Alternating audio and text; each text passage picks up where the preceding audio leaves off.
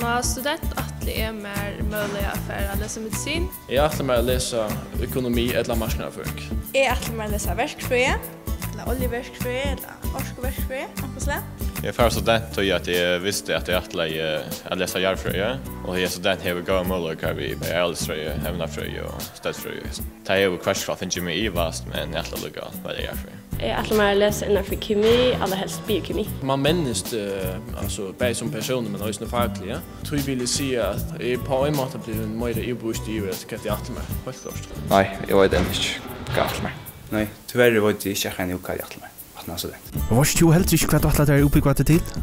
Studentaskúlin og HF-Skeiðið Kambsdali bjóðar 2 eller 3 útbúgvingar og hjelpa til å rette kaos. For mer kunning vid okkar heimaside skei.fo. Studentaskúlin og HF-Skeiðið Kambsdali. Eitt Plettskot.